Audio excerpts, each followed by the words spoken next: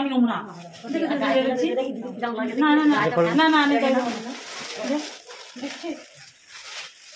ভালো হয়েছে তো শাড়িটা। বলে ননদ, ননদ হচ্ছে ননদই হয়। তুমি বসে আছো কেন? তুই কাজ করবে না? বাবার বাড়ির সব বসে থেকে খাবে নাকি? সব ভাইয়ের বউ করে দেবে, তুমি বসে বসে খাবে? হ্যালো এভরিওয়ান, দুটো ননদকে দেখো পাশে নিয়ে চা খাচ্ছি আর কিন্তু জমিয়ে আড্ডা দিচ্ছি। অনেক হাসি গল্প করছিলাম, কারণ দিদি না অনেক দিন পর এসেছে, মানে বড়দি আমাদের বাড়ি অনেক দিন পর এসেছে, তো সেই জন্যই কিন্তু খুব মজা করছিলাম। আর এদিকে কিন্তু ছোটদির বাড়িও আমাদের বাড়ির কাছে, ছোটদিও কিন্তু সেরকম আমাদের বাড়ি আসে না। যদি বলি দিদি তুমি এসো, তাহলে কিন্তু দিদি আসতে চায় না, বলে কাছে বাবার বাড়ি হলেই কি যেতে হবে সব সময়, তো দিদিও কিন্তু সেরকম আসে না। তো ছোটদি আর বড়দি কিন্তু অনেক দিন পরেই আমাদের বাড়ি এসেছে, আর কালকে এসেছিল, তাই কালকে চলে যাওয়ারই কথা ছিল, কিন্তু জোর করে দিদিকে আটকে রেখেছি, তো সেই জন্য কিন্তু দিদি যায়নি আর কি, জোর করে দিদিকে আটকে রেখে দিয়েছিলাম। আর তারপরে এদিকে দেখো মেলা গেছিলাম তার আগের দিন, তো মেলা থেকে জিলেপি এনেছিলাম, জিলেপিগুলো বার করলাম, তো দিদি বলে মুড়ি বার কর, দারুণ লাগবে খেতে। তো এদিকে কিন্তু মুড়িও বার করে নিয়েছি, জিলেপি আর মুড়িও কিন্তু খাচ্ছি। আর আমারও তো জিলেপি মুড়ি খেতে খুব ভালোই লাগে, দিদি যখন বললো সেই সুযোগ তো আর ছাড়া যাবে না, তো সেই জন্য দেখো জিলেপি মুড়ি নিয়েও কিন্তু খেয়ে নিয়েছি। তারপর এদিকে দেখো বড়দি কিন্তু আমার ছোট ছেলেকে পড়াচ্ছিল, আর জ্যাক কিন্তু তার পাশে বসেছিল, আর যেই আমি গেছিলাম একটু আদর খাবে বলে উঠে চলে এসছে। আর এদিকে দেখো আমার সোনাও কিন্তু পড়াশুনো করছে, আর ছোটদিকে দেখলো, তাই ছোটদিকে দেখেও দেখো আদর করছে। তো ছোটদিকে দেখে একটু ভয় পেয়ে গেছে, তাই দেখো জ্যাক কিন্তু ওখানে লুকিয়ে পড়ছিল খাবে না বলে। আর ওর এই বিস্কুটটা কিন্তু একদমই হয়তো পছন্দ হয়নি, সেই জন্য আরও খেতে চায়নি।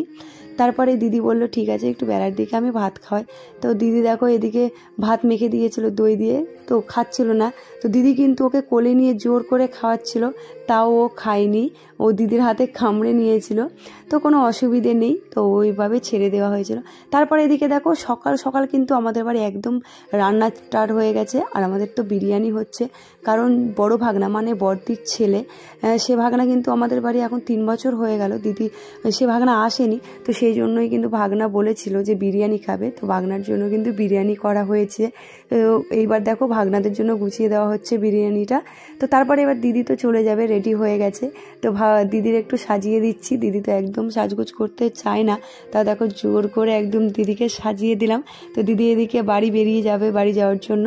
তো এই শাড়িটা দেখো আমরা পুজোর সময় কিনেছিলাম দিদিকে দেবো বলে, দিদি তো ওই বললাম দিদি তো আসেই না সেরকম, তো দিদি এসেছে তাই দিদিকে শাড়িটা দিলাম। তো দিদি বললো যে কালারটা কিন্তু খুব সুন্দর হয়েছে, তোমরা কমেন্ট করবে যে দিদির শাড়িটা কেমন হয়েছে। তো এদিকে দেখো দিদি কিন্তু রেডি হয়ে বেরিয়ে গেল, তো শ্যামলীর কাছে যাচ্ছিল, শ্যামলী গুঁতো দিতে যাচ্ছিলো, তাই দিদি চলে গেল।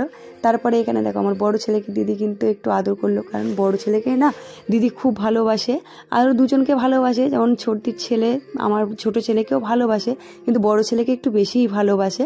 তো যাওয়ার সময় কিন্তু দিদি আবার বড় ছেলেকে একটু আদর করে চলে গেল। আর এদিকে দেখো ছোটদির বড় ছেলেকে কিন্তু আমি কাজে লাগিয়ে দিয়েছি, মানে আমাদের মেজো ভাগনাকেও কিন্তু এখানে কাজে লাগিয়ে দিয়েছি।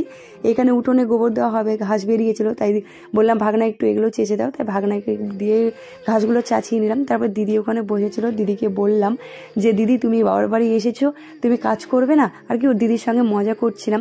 তারপরে অনেকগুলো বাসন হয়ে গেছিলো, যে এত কিছু রান্না হয়েছে তার জন্য আর কি বাসনগুলো মেজে নিয়ে তারপরে খুব খিদে পেয়ে গেছিলো, তারা খাওয়া দাওয়াও করে নিলাম। নেওয়ার পরে দেখো মা আর আমি চলে এসেছি উঠোন গোবর দিতে।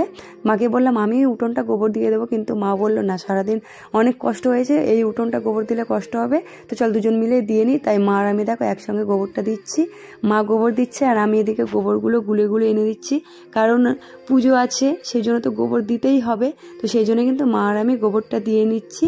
তো চলো ভিডিওটা ভালো লাগলে লাইক কমেন্ট শেয়ার করো আর পাশে থাকো। আজকের মতো এই পর্যন্তই, টাটা।